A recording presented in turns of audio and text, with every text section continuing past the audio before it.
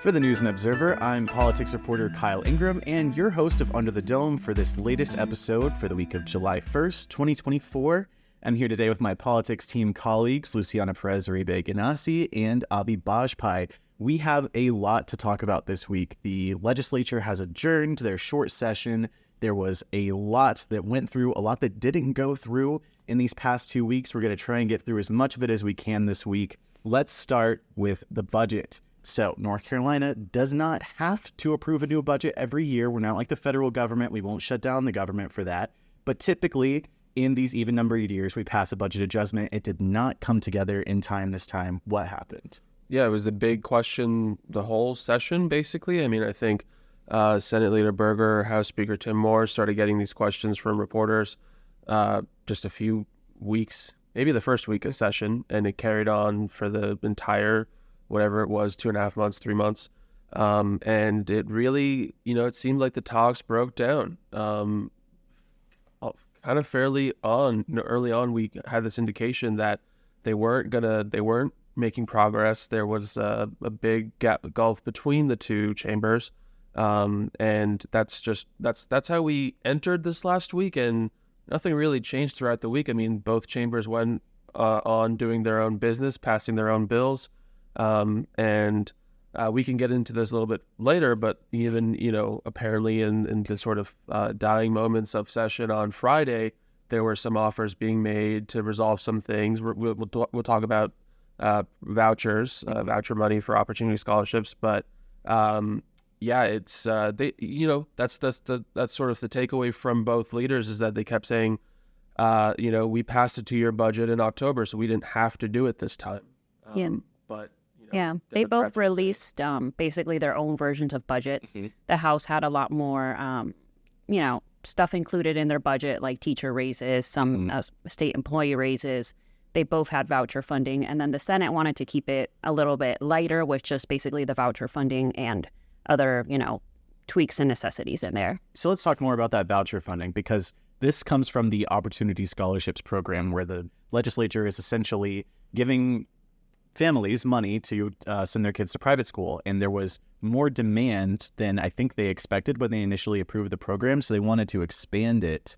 And it seemed like there was a lot of support in the party for that, but it didn't come together. Yeah, I mean, that's one of the kind of, I guess, silver linings for Republicans is that they'll say the fact that we needed to pass this funding is kind of like a success. It shows that there was this huge, demand was skyrocketing and people really wanted this money to, send their kids to private school or other kinds of schools, especially for this upcoming school year. We talked to Berger. Berger said repeatedly that the Senate had sent the House this standalone bill. It was really interesting to see them kind of the talks fall apart on how to pass this money. They seemed to agree on exactly how much money to pass, but they couldn't agree on should it be, as a part of the budget adjustment bill, should it be its own bill? And Moore was saying that the House Republicans felt strongly that it should be paired with those teacher races that Luciana mentioned. Mm-hmm. Another big thing in there was child care funding. And both of the budget versions had child care funding. Not quite to the extent that some advocates have been calling for, but it should have taken through the end of the year and such. Right, because we're approaching like a cliff on the federal funding for that, right? Yeah. So the cliff is said to be at the end of this month. And so this week, they actually passed a separate bill with some child care funding. So they decided not to go through the budget adjustment bill, but instead pass their own bill.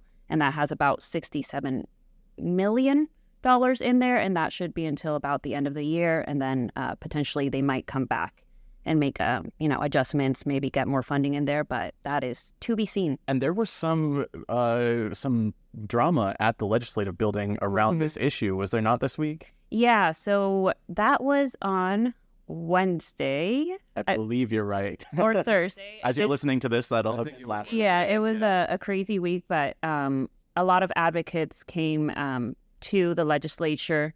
They went into the space between the Senate and House chambers and were protesting there, singing, chanting, and such. And that could be heard, I believe, from the Rules Chamber, which was one floor above.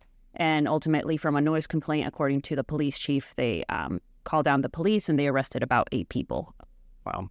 Well, one more thing that was being pushed through in these last few weeks of the legislature, was constitutional amendments. So in North Carolina, if you want to amend the Constitution, you got to get a supermajority of both chambers of the legislature to approve it first. Then it'll go on the ballot in the most recent election or upcoming election. So only one of them so far is going to be on the ballot for North Carolinians in November. That is a constitutional amendment to say that only citizens can vote in North Carolina. This is already the law. That is a federal law. There's also state law backing that up. But Republicans said they wanted to clear up ambiguity in the state constitution and give voters a chance to decide on that. There's also some thought that this could be a method for Republicans to drive conservatives to the polls in November. But there were a lot more amendments that did not make it through. So we talked about repealing the state's literacy test requirement. It's a Jim Crow relic that was used to keep Black people from voting in North Carolina. The House approved a constitutional amendment that, if voters approved it, would take that off the ballot, but it was not taken up by the Senate.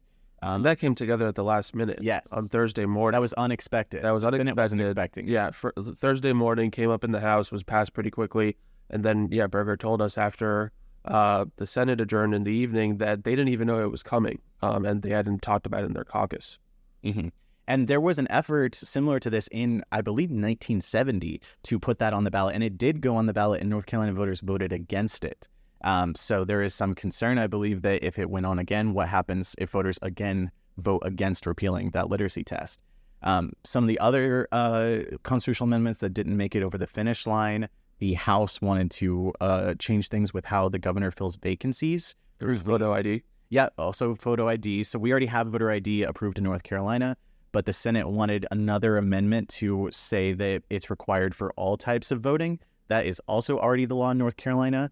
But again, it could be one of those things that drives conservatives to the polls. And it could also moot out some legal challenges that currently exist to voter ID and other amendments that the legislature has passed. But we should say that so they've passed this citizen-only voting amendment. Yeah. That passed in time to get on the ballot in November. We did ask Berger about timeline for what's the sort of last date after which it becomes kind of logistically impossible to get something on the ballot this November. I believe he said he didn't seem to have an exact date, but he said something like sometime in August. Yeah. And the adjournment resolution both chambers passed says they can come back at least a couple times before then, maybe twice. So it's not, the door's not fully shut on this. We could, if they come to an agreement, they could be some more amendments. And yeah, the door's not fully shut on any of the things that we've talked about because, again, that adjournment resolution, as Avi said, allows them to come back several times before the year ends. So we could see some of these things make it across the finish line if they want to come back. We're going to take a quick break. When we come back, we'll return with a little bit more talks about what made it over the finish line this legislative session, and we will give you our picks for Headliner of the Week. You're listening to Under the Dome. I'm politics reporter Kyle Ingram here with Avi Bajpai and Luciana Perez, Uribe, Guinassi. We'll be right back. This episode is brought to you by Redfin. You're listening to a podcast, which means you're probably multitasking. Maybe even scrolling home listings on Redfin, saving homes without expecting to get them. But Redfin isn't just built for endless browsing. It's built to help you find and own a home. With agents who close twice as many deals, when you find the one, you've got a real shot at getting it. Get started at redfin.com. Own the dream. Get in the game with the college-branded Venmo debit card. Wreck your team with every tap and earn up to 5% cash back with Venmo Stash, a new rewards program from Venmo. No monthly fee, no minimum balance, just school pride and spending power. Get in the game and sign up for the Venmo debit card at venmo.com/collegecard. The Venmo MasterCard is issued by the Bancorp Bank N.A. Select schools available. Venmo Stash terms and exclusions apply at venmo.me/stash terms. Max $100 cash back per month. You're listening to Under the Dome. I'm Kyle Ingram, your host this week with the News and Observer. Before the break, we were talking about what made it through the legislature this session. Let's get right back into it. There were some veto overrides there at the end. The legislature, the Republicans, have a supermajority this session. They've been able to pass things over the governor's veto. What were they overriding this time? Let's start with you, Avi. Yeah, so I would say the biggest bill here most controversial, mask restrictions, changes to mask laws. And then at the kind of last minute in the process, there was this campaign finance provision that was included in this bill.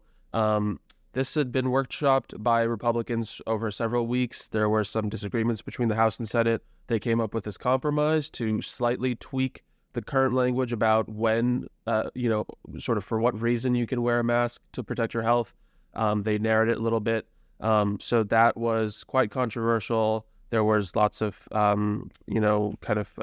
criticism of that. But of course, this campaign finance provision, this comes in the middle of election season. And there were concerns from Democrats about what this would mean for fundraising, money coming in from out of the state into the state between now and November. So that was the first kind of major bill. Both chambers overrided Cooper's veto this week. And then there were two other bills that we wrote about as well. Yeah, so one of those was raise the age, is that right? No, so it's been compared to, cutting back, raise the age protections, but the gist of it is that 16 and 17-year-olds will now have to, for certain crimes, certain felonies, have to go through the adult courts first instead of starting in the juvenile courts. So essentially, there are concerns that this is cutting back juvenile justice protections, that the juvenile system is better suited to, certain cases and such. But the proponents and sponsors of the bill have said that it's really just more of a procedural change and that most of these cases ultimately end up in the adult court anyways. But there are concerns that this is rolling back, juvenile justice protections such as raise the age, which was a pretty big bill that passed in 2017, I believe, which put a lot of these juveniles and their cases in juvenile court versus the adult court. Okay, and what was that last override? Yeah, I'm forgetting now. It was an agency bill. I want to say it was Department of Billboards. Yeah, I want to say transportation maybe. Can't remember which department. But again, that bill was amended to include changes to the rules right now for how much billboard companies, how many trees I guess they can cut down on state highways in that surrounding area so that people driving by can see the billboard. Again, quite controversial. Cooper vetoed that, and that was overridden as well. All right. One more big piece of legislation that didn't make it this time, but there was a lot of effort. That was medical marijuana. You covered that, right, Luciana? Yeah. So medical marijuana has been a bill that the Senate has been trying to pass for years at this point, especially Senator Raymond. He's a big sponsor of that bill. He had cancer, and he has spoken on, taking medical marijuana to help him deal with that cancer and doing so illegally, and basically has said that it's something that would help a lot of people who have certain ailments like cancer, like ALS. Yeah, ALS, a lot of different, ailments that people can have. And ultimately, the Senate tried to pass that through again through adding it to a House bill, if I'm recalling correctly, and the House did not take that up once more. So it has failed, but that could still crop up again in one of these kind of sessions that will be happening throughout the year. Yeah, this has been a big conversation of the legislature for several years now. And Senator Rabin, he's a powerful senator. He's the rules chair in the Senate, and he has been able to get the Senate to approve it, but the House just does not seem to want to get on board, or at least, as Speaker Moore has said before, there just aren't the numbers for it in the caucus. And there would be those numbers if he put something on the floor that Republicans and Democrats pass together, maybe not a Republican majority, but it becomes a majority with Democratic support. But he said during his tenure, he doesn't want to put things on the floor that there is not a Republican majority support for. Yeah, they say that they're not going to bring up bills to the floor if it doesn't have support from at least a majority of the caucus. Right. I think what's interesting is that in the Senate, the vote this past week, whenever this was, and also the most recent time, both times has been kind of lopsided margins, 36-10, I believe. So there's 10 senators who are against it, Republicans, but pretty big margin of Republicans and Democrats supporting it. And it's also interesting that the Senate has, tried to push the ball forward on this publicly several times by holding votes. And that hasn't really translated into kind of successful pressure on the House. Yeah. It seems like the opposition in the House is not wavering. Yeah, and this was tacked onto a House bill that, had quite a bit of support from both chambers about regulating hemp, as well as cutting, banning kratom and xylazine and certain other drugs. So it had, quite a bit of support, and there's been a push to kind of regulate drugs in this session as well. Well, that's all. Before we get to our picks for headliners of the week, I just want to mention one story that may have gone under the radar this week with all the legislative craziness. We reported that, first of all, you may remember several months ago, there was a New York Times story about the Justice Samuel Alito on the U.S. Supreme Court flying a flag at a beach home, I believe, or a vacation home that was associated with some rioters of January 6th. It was flown there. It's called the Appeal to Heaven flag. It has deep roots. It's actually started in the Revolutionary War, but since then has really become associated with this Christian conservative movement and some of the, Stop the Steal claims. Anyway, after the New York Times reported that, there were calls for Justice Alito to recuse. He did not, from cases involving Donald Trump. But we reported that that same flag was flying outside a home owned by the wife of North Carolina Supreme Court Chief Justice Paul Newby. Newby told us that he had received that flag long before January 6th. It was a gift, and he flies it as a statement of faith, not a political statement. If you find that story on our website, we spoke with some lawmakers and political science professors about the implications of that and what it means for how judicial ethics operate in North Carolina. So give that a read. But now we're going to turn to our headliners of the week. Avi, do you want to start? Sure. I will start with the fact that after a lot of speculation about when lawmakers would finally go home and this kind of annually repeated kind of lament from reporters that, probably they're going to go past July 1st. Well, actually, this time they decided to, pass the bills they agreed on, but go home without this budget adjustment bill. And they finished on time. They left this past week before the end of the fiscal year. So that's my headliner, that they left on time. I think we were happy to leave on time as well. Get home. It was seeming doubtful for a while, but it was. Yeah. How about you, Luciana? So mine is President Biden holding a rally on Friday. Mm-hmm. It's a pretty watched rally, I believe, largely because of the debate that happened last night. Well, at this point on Thursday. Yeah. As we're recording this, Biden has yet to address the crowd, but I'm sure there will be plenty of coverage from that you'll be able to find on our website at newsobserver.com. My headliner of the week is actually a meeting that happened this past week, as you're listening, with the State Board of Elections, where they denied ballot access to 3 third parties, all of whom are seeking to put independent presidential candidates on the ballot in North Carolina. So that would be Robert F. Kennedy Jr.'s party, Cornel West's party, and then the Constitution Party, which is a right-wing conservative group. The State Board has left that open. They say they can come back to it next month and perhaps reverse their decision after more investigation. But time is running out to get these candidates on the ballot. There's a July 1 deadline. There's some precedent for potentially waiving that, but we'll have to see what happens. But that's all the time we have for today. So for the News and Observer, I think we should adjourn. Sine die. For the News and Observer, I'm Kyle Ingram. For my colleagues Avi Bajpai and Luciana Perez Uribe Guinassi, thanks for listening to this episode of Under the Dome, and please join us again next week. For more from our politics team, subscribe to the News and Observer at newsobserver.com/subscribe. Follow us on Twitter at Under the Dome and NC Insider, and sign up for our weekly political newsletter, also called Under the Dome, at newsobserver.com/newsletters. Thanks for listening.